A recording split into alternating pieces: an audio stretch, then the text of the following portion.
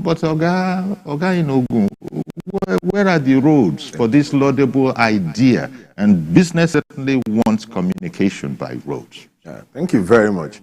I'm happy that you did say that there has been concern about state of roads in Ogun State. And it didn't start now. It's been there. This administration, we had the first time, it was about going to its 5th year. I tell you that if the complaints were let's say 100% before the coming of this administration, it has drastically reduced because less roads than it used to be now have those complaints. More roads have been fixed in the last 5.5 years than probably we've done in 20 years. Is this fixing by way of quote unquote, as Ogun State government itself put out, by way of palliative? No. Because they have used that expression, but that was in relation to the Lagos road. Palliatives, you see, there are two ways of fixing them. I mean, two issues now when I talk about fixed roads. Reconstruction or new constructions. One. Then this issue of palliatives we keep doing. Ogun State keeps doing, or roads we are yet to fix. Check it. There is no road that has been left totally unattended to. But you will agree with me that given that money is what is needed to do these things, it's not just go there and say, let's start. We need resources. And these resources won't go around at the same time. Development will come to all these roads we talk about, but it won't come at the same time. Now, a lot of roads are being fixed, reconstructed, newly constructed. But those we are yet to have the resources to plunge into headlong, palliatives are being done regularly. Of course, some of these roads are so, in so desolate state that palliatives won't even show when you do. Because they've been left like that for decades. They've been left unattended to for multiple years by successive administration. So much so that what they need actually is total reconstruction. But you'll agree with me, like I said earlier, we may not have that resources to do all the road needing attention at the same time. But what are we doing? Major roads are being addressed because some rural roads are receiving attention. We cannot pay attention to the metropole and abandon the rural roads. So we're trying to do it by pursuit. You look at some roads and you see efforts ongoing there, long roads, but in some places, one part of the road is almost completed or completed, so that people can be applying that part of it, while attention will shift to the other part, the other half of the road, the other side of the road. So why are we doing this? Because we feel we cannot just leave such roads and concentrate on the one we are. Let them be using that half while we turn around and say, okay, that side is a bit motorable now. Let's do something else somewhere. Sort of a judicious use of resources. Of resources. And you did mention Lagos. Yeah, the easiest link. That's the easiest link between Lagos that we've spoken about and Ogun. On that end. On that end. The other link here has been wonderfully taken care of by this administration. From interchange on Lagos Ibadan Expressway to Abeokuta to Shagamu. That road. Arguably longer, but it does serve people in that axis more efficiently. Quickly. Yes. But people in Agege, in Yanokpaja, and people who go to that area from other parts of the country. We agree with you perfectly. But we should remind ourselves that my principal, the governor, will say, yes, it is a federal road. For being plied by Ogun citizens and other people. So we cannot close our eyes to it. That's his perception. That's his idea about that road. You want to tell me, you want to remind him every time that it's a federal road. He will tell you yes. But how do we identify federal people in Ogun State and Ogun people? Is it possible for us to say, no, these are federal people, these are Ogun people? We will say, no, our people are using that road. We need to fix that road. And he came in with such concern for that road that from the day he became governor in 2019, he has been asking for federal government's permission to fix that road. He understands that the federal government may not be able to do it now. Maybe they have so many things on their hand. Give it to us. It's not as if we have the resources so much that we are looking for where to spend it. No, but he feels it is a major road that concerns everything we are doing. Exactly, a sort of concessioning. Let's have a concessioning. Concession it to us. Let's handle this road. He's been from 2019. He's been asking for that. And why this is that didn't come until late last year, October precisely. And why this is necessary, it's not just about being polite and having good manners. It's also probably about, look, if you agree and do this, then when we work on it, we will be ultimately reimbursed. One argument to it, yes.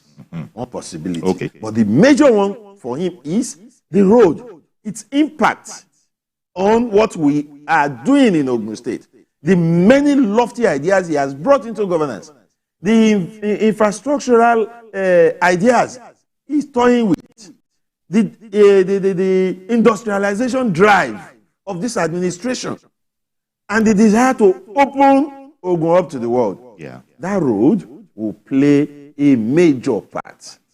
So there is no issue or there is no hearsay about it other than let's get that road fixed.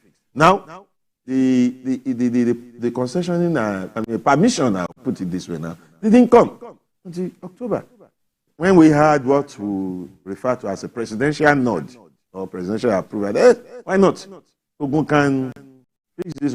That was celebrated far and wide because a lot of people are concerned about that road. So when they had that, the presidency says Ogun can fix it. It was taking that, yes, in a matter of days or weeks. So people were so optimistic. But I think it has also been explained that the nod that you're speaking about, without prejudice to that nod, there still are processes. You talk about issues like there needs to be a Federal Executive Council. I will explain that. And then an extract. You see, that's one part of it that people may not be in tune with. Yes, we have an approval, so to say, from the presidency that through the Federal Minister of Works and Housing, that we will agree, we will allow Ogun State to fix this road. We'll concession this road to you. We have that understanding. But in matters like this, it's not child's play. It's not just that they've said it, we moved in. No. The Federal Executive Council, we are told, will discuss it. There will be an extract from that meeting, which now forms the formal approval that that state is off our hand, Ogun State is handling it. We are waiting for that. Okay. And we are not just waiting and saying they will bring it. We are working hard to get that. Okay. The state does the same way our governor, His Excellency Prince Dapo Abiodun, worked hard for almost 5 years to get the presidency to give its nod. He is working so hard to get this formal approval through the extract. Okay. So a lot of discussions and MOUs are also ongoing with the Federal Ministry of Works, which is essential. You said that it's not as if Ogun has too much money to throw around, but it's in consideration of the viability of this road and also as it will help Nigerians. That's on the one hand. How is that, bearing in mind you've just said that it's not as if we have all that much money to work. So how is it going to be financed? As I speak with you, I can tell you that Ogun State is ready to mobilize to site for work to start on that road. Really? Yes. I can tell you Ogun State is ready to mobilize to site so that work can start. If we were to get all the moment we get all the papers sorted. Contractors have been when you say when you say is ready, you're talking about from our own resources or private public partnership. That's what I'm going into now. Okay. Contractors have been spoken into. A reputable one selected for the job as part of readiness. This is the company that will handle the contract. Terms and other things agreed upon. Then the state have at the same time reached out to private sector participants who are also ready. This is the part we will play. This is the part we will play. This is how we will jointly fix this road. You understand? Now, part of what this private participants, as I want to put them, would require to give them confidence is that extract. That road is litigation free. It is not encumbered by any other thing. We have the consent of the federal government. Even if government change tomorrow, today, the federal government already consented to us putting our resources on that road. So that's how ready Ogun is. Okay. Just yesterday, the Commissioner of Works in the state was speaking about this road, and he made it clear that if we have all these paper issues sorted today, we'll move to site. How is the state of? I'm doing a bit of crisscrossing now, in terms of subject matter. How good is Ogun State for power? Because industrialization, businesses, and all of that. How good is Ogun State for power? Of course, every Nigerian has an idea of the answer to that, but are there other things? I'll tell you. I'll tell you that we all know that power lies. Power is in power, light now lies with the federal government. Yes, but in his understanding of what needs to be done, the governor is working hard to see how we can find alternatives to some of these issues. That's exactly what I'm talking about. Late last year, we entered into an understanding with a company, a private organization that can provide power. Provide electricity to power a large chunk of a major axis of the state, the Agbara axis, where you have a lot of companies. Is this via the grid, or are we talking about solar farms or any other kind of idea? The company provides carries out these activities with a mix of all this. Okay, that will be the one on the grid where it is necessary for power. Solar to be injected into it. They have the capacity. And we are monitoring what they are doing in that axis now. It is not just Ogun State that is talking to the same company. Lagos too. Because Lagos also have some interest in that axis. So that's some of the ideas the governor has brought into it. Talking about using solar as an alternative. One good thing about this administration is its desire for excellence, perfection, when it comes to public infrastructures. When our governor do roads, he ensures there are street lights. However, you go to many of these light-ups and you discover that it's been vandalized. The government will go back there again, after a while, vandalized. The issue of trying to secure them comes up, bring more security, do this. Even generators places some places to power some things are stolen. We've had issues of transformer taken away. How can somebody go and take transformer? Which we thank you very much for saying this, because this leads us on to what I was going to come on to next. I was going to talk about solar there. That's why I started. Okay, start about solar, but please go on to security, because businesses do need security. And if we're even managing to put palliatives, generators, and these are being stolen, transformers are being vandalized, this is being stolen, I'm going to lead on, and I won't want to interrupt you, just move into it seamlessly. What are we doing? What is your assessment of the state of security in Ogun State? Thank you. Let me conclude on what I was from solar. So, with that problem with vandalism, vandals, as we know, are criminals. There is no coloration to it. Whether they are locals or foreigners, they are criminals. The government, under the leadership of His Excellency Prince Dr. Abiodun, is currently carrying out a pilot scheme of the solar solar-powered streetlights in Ogun State. Okay. The idea is turn our streetlights to solar power. Okay, we don't have that yet in Ogun State. No. Okay. We are just introducing that now. And the pilot scheme is on, and people are seeing the effect of that. Once he is satisfied, I'm sure the governor would direct that this should be introduced on our roads. So that is a way of tackling vandalism. And then that will take me to what you introduced, security. even those who should know, security experts, analysts, local and international, who have been monitoring the state of insecurity in Nigeria as a country, have given Ogun a lot of nods and kudos. Nods in terms of security, especially in the area of swift response. Okay. So, insecurity. And that's what you can rate with. To say there will not be incidents of insecurity, we'll be deceiving ourselves. What's the population of our police to the citizens? I mean, what's the ratio? So, criminals are living among us. They will want to do their own business. It is left for us to ensure they don't have leeways. That is the approach of Prince Dapo Abiodun. Okay. So security issues in Ogun State. Much as we try to eradicate insecurity totally, our proximity to states, not just Lagos. People look at Lagos. We are just next door to Oyo. And we are even next door to another country, Benin Republic, in some parts of the state.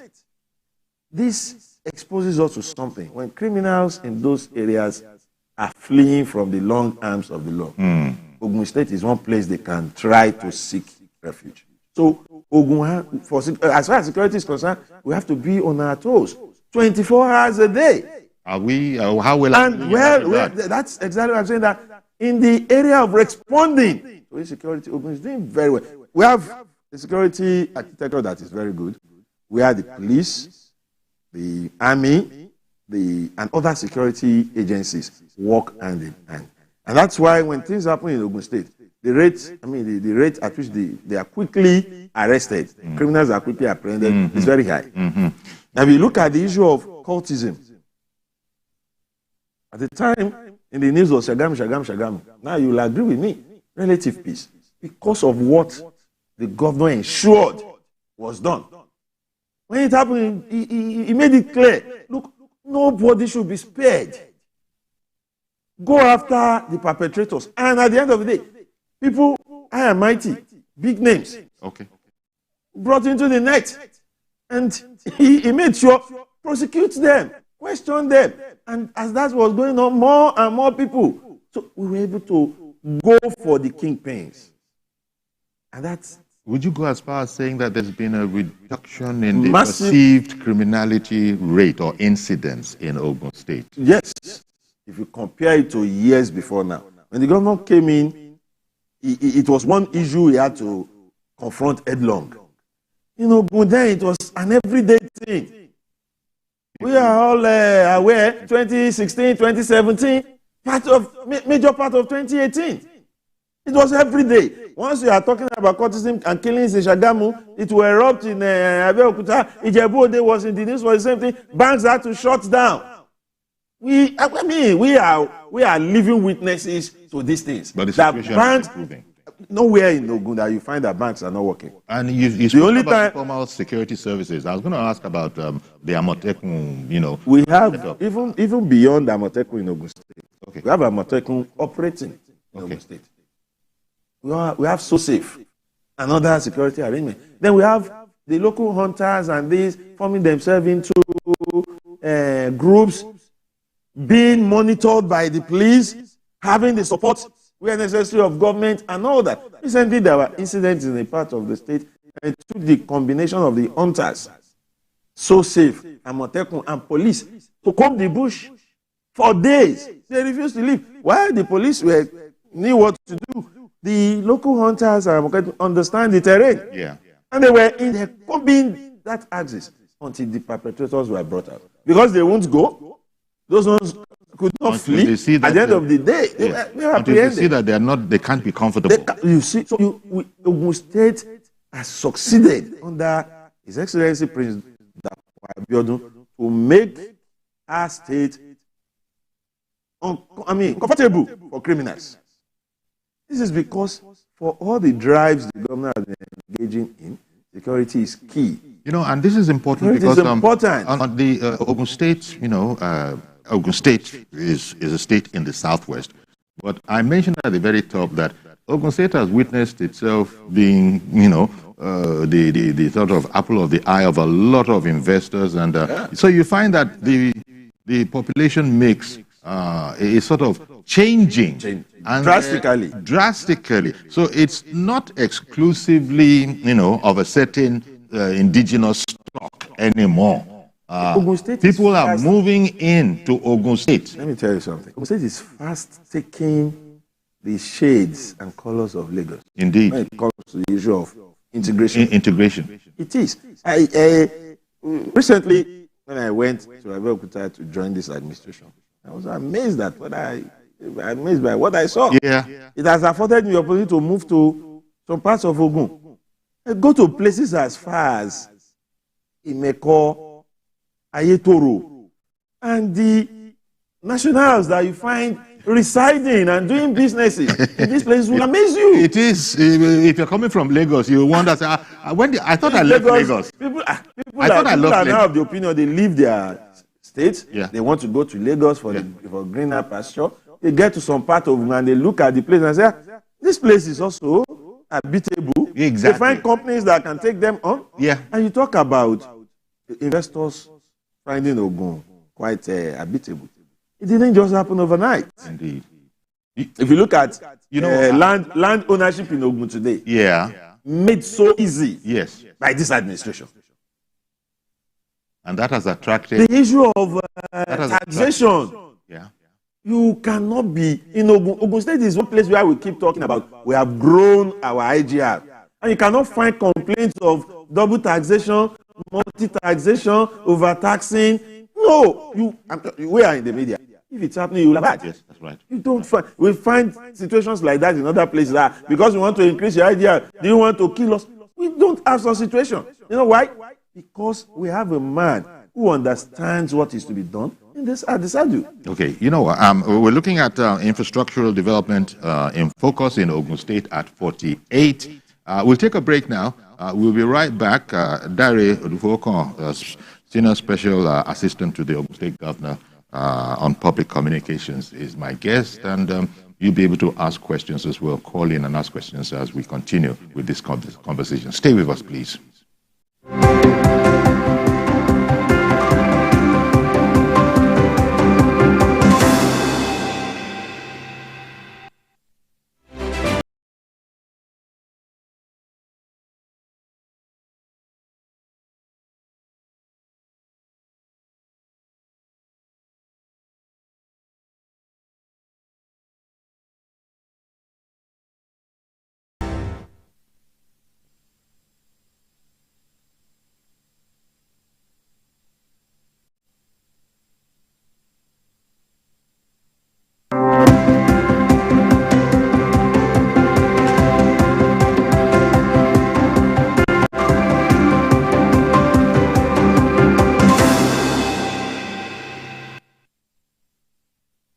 Welcome back. Dare Odufokon, still my guest, is explaining to us, perceptions on Ogun at 48, the situation now. It's been a long road coming from when the state was created in 1976. And here we are today, advances, areas of challenges, and indeed clear-cut successes. Okay, I wanted us to return to the matter of ease of doing business friendliness of the place, and we want more people to come into Ogun State. So what exactly, in case anybody is watching this from abroad, what exactly has the Abiodun administration put on ground, been able to do that will enhance the ease of business and attract people to go in there, that I actually want to invest and I'm looking for a place to invest? Why would he choose Ogun State? Thank you very much. Chief, among the things this administration have done in that area is the issue of land ownership. Okay. Every business needs land. Location is key to business. Yeah. And then we all understand how frustrating it can be if the process of acquiring land when you want to start your business troubles you. So that's something the government has taken care of. The process of becoming landowners in Ogun State has been simplified. all those multiple processes has been removed. It's a straightforward process that takes you to... And transparent. Very transparent. Most of the things you do online yourself. Your contact with people you think would want to trouble you is reduced. And it takes you straight to obtaining your certificate of occupation. Mm-hmm. And when business owners and entrepreneurs may cross the hurdle of land ownership, it makes every other thing easy for them. Other things are the rate at which this government is committed to infrastructural development. Okay, that's quite important. Well, we've touched on that. We've touched on that, in the first half of the program. Infrastructural development. Talking with people who can make the issue of electricity easier.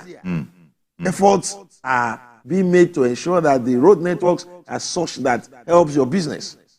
The idea of our taxes are such that they are flexible and friendly. Water? The issue of water. Abeokuta Metropolis, for example, over the years, for decades, I schooled there. Some parts of Remo land, I lived there. Ijebu, that's where my father is from. I'm from age long. The issue of water scarcity has been there. However, it is because what has been done in the past, all this year, is what you call palliatives to solve this problem. This administration is currently has been confronting the issue of water scarcity in these identified areas in a manner that permanent solutions seems to have come. Okay. For example, when you talk about key areas in Abeokuta that have been suffering water, now people are calling into the radio programs and television to say, thank you, Governor Dapo Abiodun, for addressing an issue of water shortage. Okay, so, I'm going to come back to that because I don't want to keep Mr. Bankole, who called in from Badagry, waiting. Good morning, Bankole and Badagry. Good morning, sir. Thank you for calling in. Yes, sir. I want to ask the gentleman on the studio some questions. Yes, sir. Sure. Now,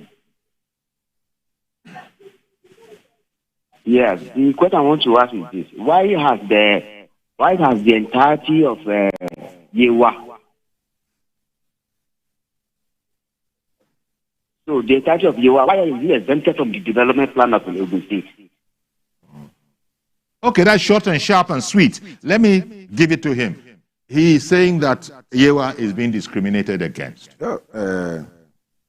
We are all humans.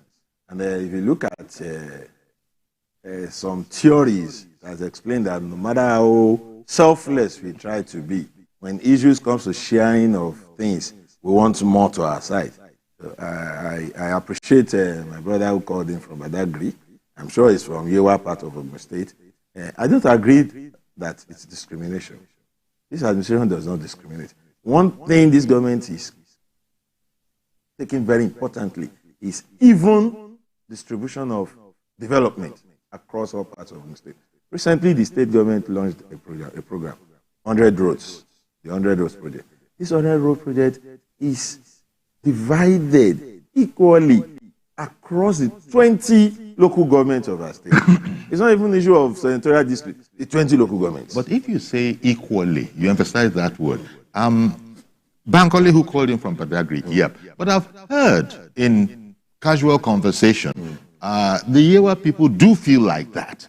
Is it, can you profess any kind of an understanding as to why they may feel like that? Has it been, quote unquote, historical and that is now being addressed? But I know quite a number of Yewa people who feel that way. Okay, well. Providing evidence is another thing. But you just got there. Yes. And I may not be in a situation to provide evidence for that. But what I know, that this issue is age-long, the way you paint it. It's been like that.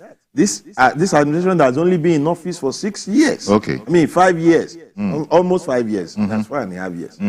So it couldn't have been the making of this if it is so. Exactly. Assuming without considering that this issue is so, could have been so. Could not have been not on the watch of Dapo Abiodun. You concerning the watch of President Dapo Abiodun. Okay. One more question from, and it's going to come from Mr. George in Ikeja. Good morning, Mr. George.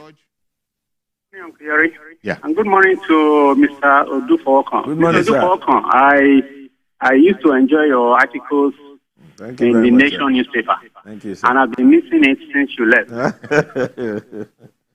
I want to bring to your attention you are talking about infrastructure development in Ogun State. Yes, it's good that someone like you is now talking for the state. Yes, sir. Please, Akute and Ajuwon area, they are regarded as Ogun State. I used to live in that area before. I ran away from there because of bad roads. The roads in that area are like the roads in hell. And I'm talking about 16, 15 years ago. If you still go there today, the situation is the same. During particularly Amosun's first term, he started to build the Alagbole Bridge. And he didn't take it beyond the foundation level. As we speak, the bridge is still like that. What I wanted to find out from you, is it possible for Ogun State government to cede these areas to Lagos State?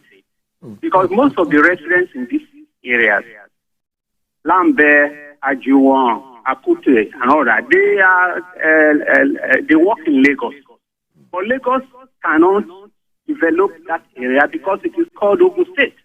They are at a dilemma. Please, can the Ogun State government, can you either pay attention to these areas or cede the areas to Lagos? This is a question I want you to take to Governor Abiodun. Good morning. Okay. Good morning, Mr. George. Yeah, thank you very much. I will take your question to the appropriate court. But let me also tell you that this administration, he said in the last 15, 20 years, yes, leave the place. Age-long issues. These problems that have accumulated over 20, 30 years cannot be solved just in a day. And that's why I know very well that the Lambe Akute Ojodu Road is to receive attention. Same for Akute Denro Isashi Road. These are parts of major concerns of this administration. Major concerns. And they are often thought to be Lagos State. Yeah, it's Ogun State. But it actually is Ogun State. It's Ogun and State, that's the point that George was making. The state government is highly responsible for that area. There have been palliative efforts in that area too. There are major issues, serious desolation. It is not something you will say, okay, let's just manage and do it. No. You have to be determined to fix those roads. And that is the governor's perception to it, that let's plan to do something concrete, something. Half measures will not suffice. Will not solve the problem. And that's why when people say, let them just do something, it won't solve the problem. And these roads we talk about, you see, this is Ogun Central. Ogun Central. The last caller said Ogun West. If you ask these people, he didn't just finish it. He almost have. In fact, he finished it by saying, "Can you see the road?" That's to say they don't see. They also feel same way. That's why what I was trying to explain, that it's not a matter of marginalization. It is an issue that has to do with this our own administration. It has to do with scarce resources. Having identified everything needing attention, do we have the resources to do it once? The answer is no. Are we willing, as in the governor, is he willing to do all the roads? Yes. Can he do it at the same time? No. Not necessarily. Then what's the solution? We'll take it one after the other. Also, I suppose an information drive. And everybody, when you say you take it one after the other, everybody wants to take his own first. And so that's why when they talk like this, I understand how they feel. I keep saying it is within their legitimate right to talk in this manner. So people must be carried along as to what is going on. And that's exactly. So that the gentleman, I think that was Bankole Mbadagri, who said that, why are you discriminating against the people of Iyewa in terms of development? They will understand because there is full information. And by the way... Aton, Lusada, Agbara, Marubo road that is currently receiving attention from the government is in Ogun West. A major road. Okay. The Agbara axis, where the governor is concerned and is working hard to ensure there is alternative electrification and power supply, is in Ogun West. We have major projects going on in Ilaro, is in Ogun West. But my brother lives in Badagry, And if he is not from all these places I've mentioned in Ogun West, even if it is only his own village that is yet to receive attention, then the whole of Ogun West is marginalized. And we can understand. Someone else but we will only plead that development will come, but it may not come at the same time.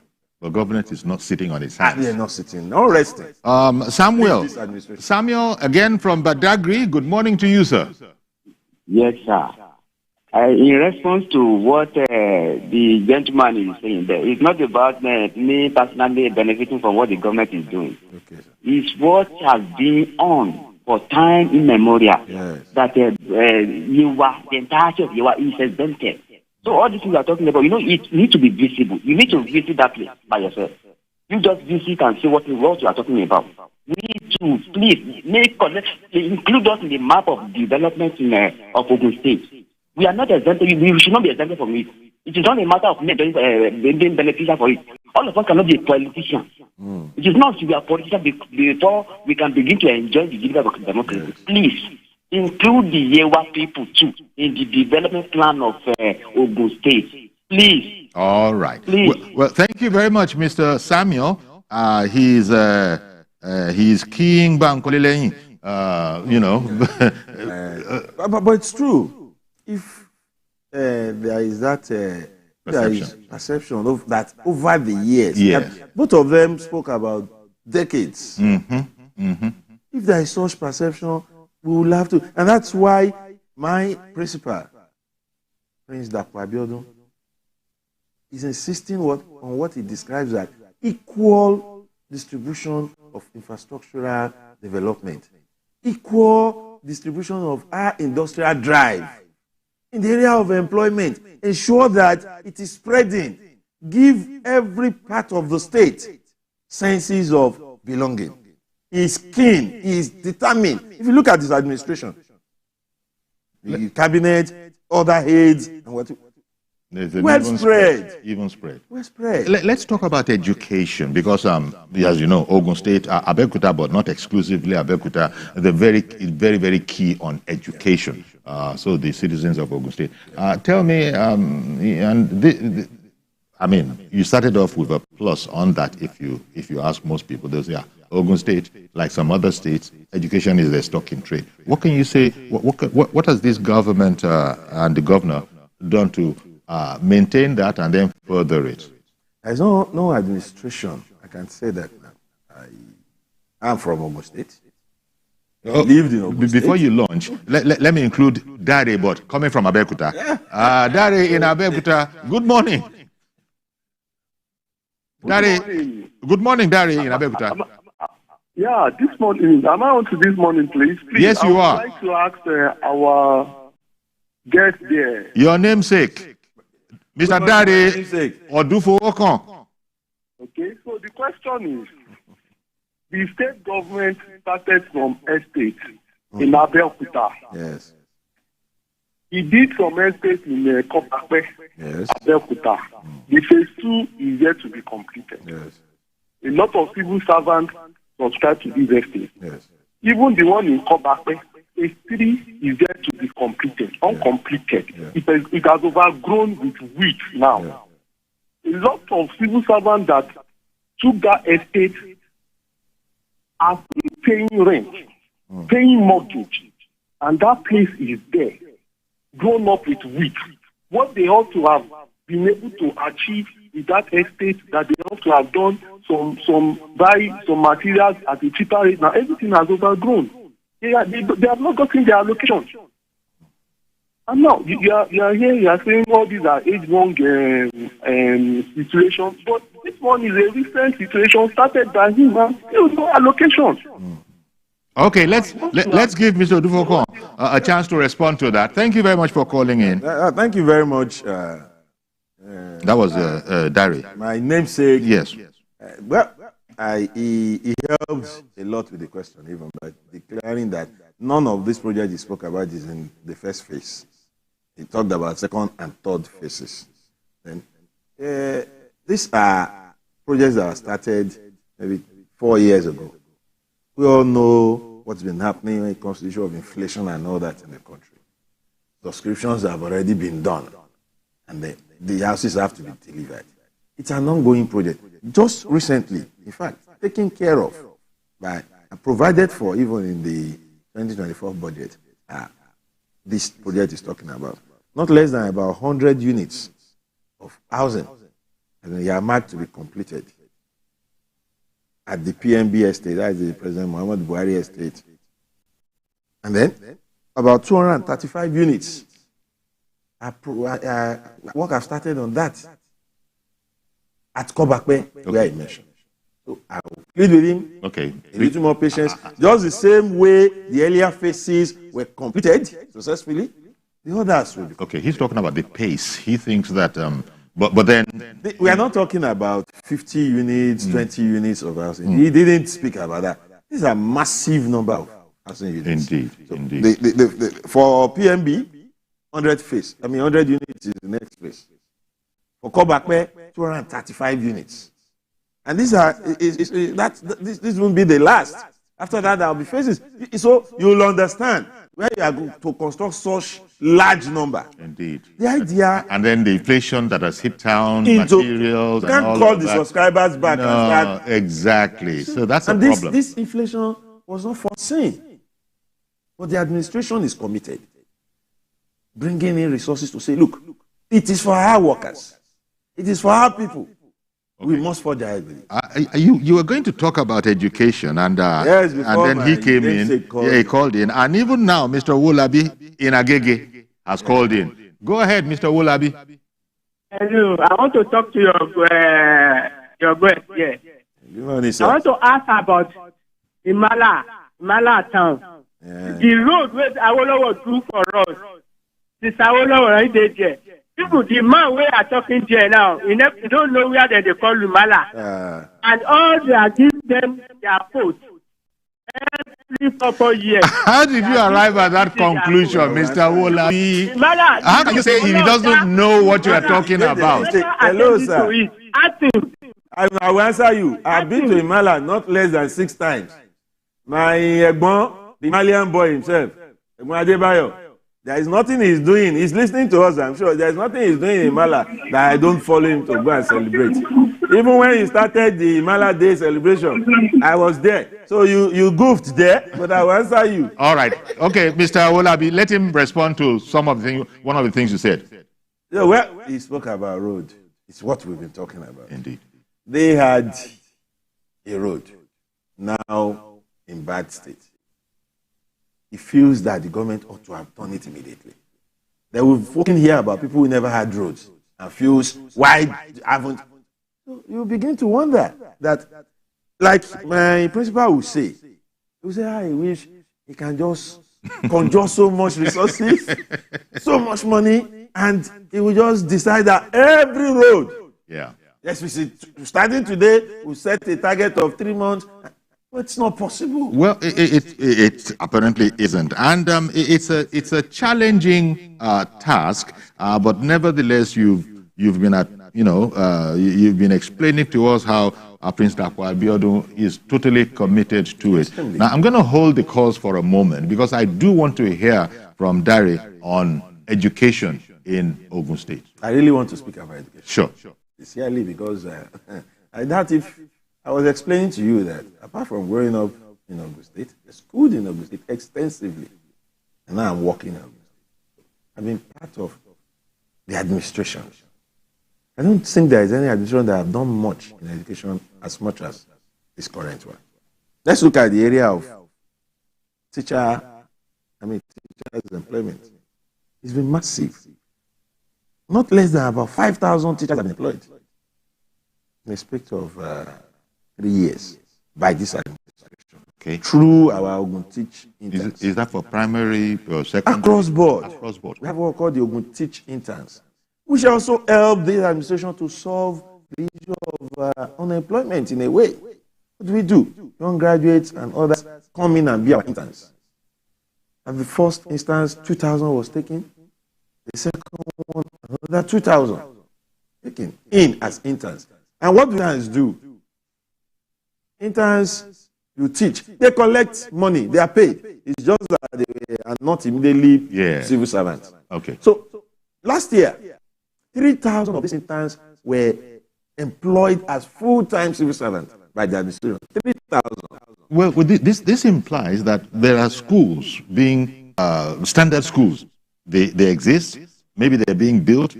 Maybe they're being refurbished.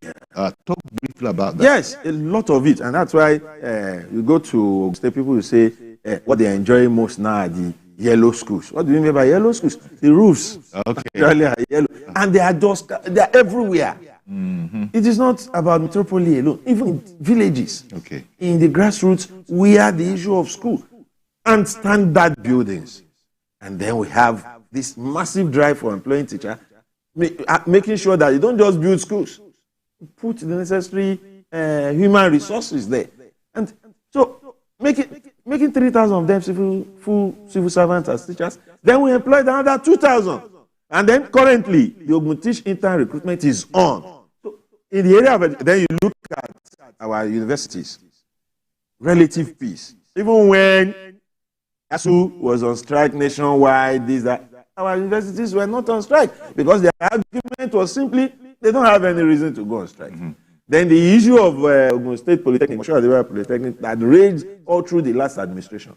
We moved it somewhere, it is no longer operating, we shut it down. We could not resolve it so amicably that the school now have students again.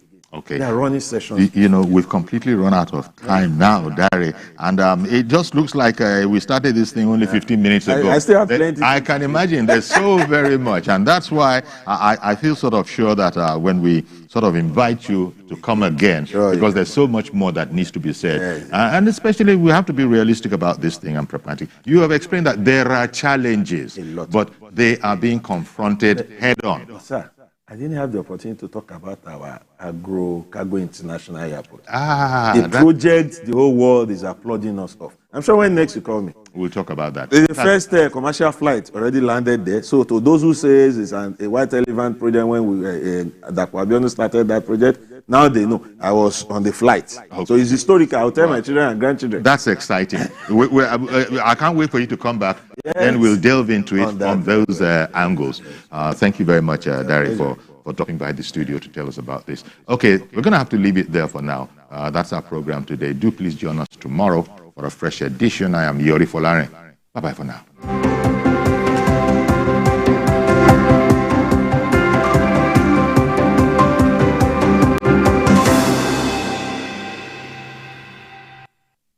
Harpic sachets. It has a thick formula, so all you need is just one sachet for your toilet bowl. It gives 10 times better cleaning and big savings too. Wow, Helen! Sparkling clean toilet with Harpic sachet. The following is a paid presentation by ShopX TV. Today, there are many complex, boring, expensive and useless exercise machines in the market. Or you pay over 400,000 naira a year for gym membership and never go. ShopX TV is proud to introduce Total Crunch Evolution, the compact, versatile fitness solution that is perfect for you. With Total Crunch, you get a complete fitness workout in one machine. Say goodbye to ineffective and complicated exercise machines. Now, you have the power to transform your fitness journey and get the body you have always wanted right in the comfort of your own home. Total Crunch is the efficient and effective way to build muscle, tone and tighten your legs, shape your back and pectorals, while strengthening your core and defining your abs. Now that's totally effective to get the body you want. With Total Crunch, your whole body works out at the same time. Only Total Crunch can put your whole body in motion as you burn calories and lose weight. Just one fitness routine a week will achieve serious results in 4 weeks. Total Crunch Evolution has enhanced the way I work out and the results I achieve. It's not just a fitness equipment, it's a life changer. This versatile, time-saving machine is perfect for anyone looking to lose weight or stay in shape. Trust me, this is the game changer you've been waiting for. With my busy schedule, finding time to work out and stay in shape has always been a challenge. Until I discovered the Total Crunch Evolution. It's a lifesaver. Traditional exercise equipment is large, complex takes up so much space in your home, and you could be paying up to 400,000 naira for annual gym fees. Get the Total Crunch Evolution, the 2-in-1 fitness solution to save the cost and transform your body from the convenience of your home. Similar equipment costs 300,000 naira, but you can get the Total Crunch Evolution for not 300,000 naira, not even 200,000 naira. Order right now and get your Total Crunch Evolution for just 179,950 naira only. And that's not all. You can get our Total Crunch Evolution in 2 easy payments of 89,975 naira. That's right. Pay twice to get your Total Crunch. And remember, if you order now, you get the Total Crunch Evolution delivered to you for free anywhere you are in Nigeria. And it comes with a ShopEx 30-day money-back guarantee. Call the number on your screen now or scan the code to place your order now. But hurry, limited stock available. The proceeding is a paid presentation brought to you by ShopEx TV. At TVC News, wherever the big news story is happening, we're geared up to break it. TVC News, first with breaking news.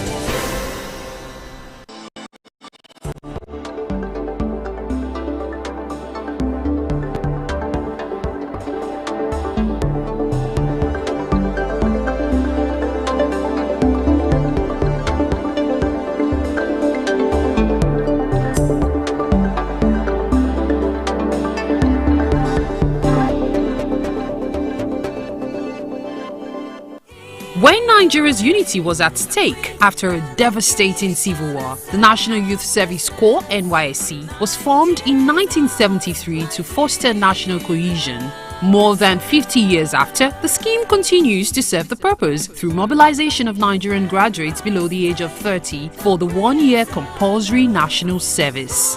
Watch NYSC Hack Hour, a weekly program showcasing activities of the scheme and exploits of Youth Corps members nationwide. On TVC News every Saturday at 7:30 p.m. Soon.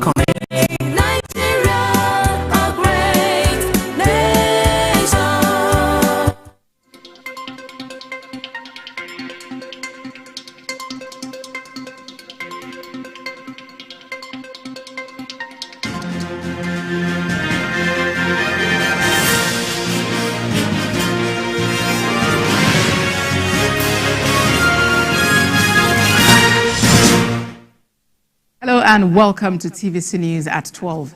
Nigerians are still basking in the euphoria of Wednesday night's win as the Super Eagles beat the Bafana of South Africa to qualify for the final of the 2024 Africa Cup of Nations. The match ended 1-1 after extra time. Both regular time goals also came from penalties, with captain William Troost-Ekong scoring after 67 minutes for Nigeria, and Teboho Mokoena equalizing from a 90th minute spot kick. The Mokoena equalizer came after Nigeria thought they had scored a second goal through a tap-in from star forward Victor Osimhen. The team will play the winner between host Cote d'Ivoire and the Democratic Republic of Congo. They would actually play Cote d'Ivoire on Sunday for the finals. Eagles manager Jose Peseiro made a few changes to the Nigerian lineup for the semi-final game against South Africa. Injury to Zaidu Sanusi made the coach push Olaina to the left side of the fence and gave Bright Osai Samuel his first start on the right side of the Nigerian backline. The Eagles started slowly, and it seemed these changes were taking a toll on the team's performances as the South Africans dominated the midfield and made more attacking incursions. And as the game progressed, the match statistics was in favor of the South Africans. They had more shots, more of the ball possession, and forced the Nigerian goalkeeper to make critical saves. After a barren first half, the Super Eagles returned better for the second stanza, and no surprises when Victor Osimhen won a penalty. As expected, Captain Troost-Ekong stepped up to convert. Straight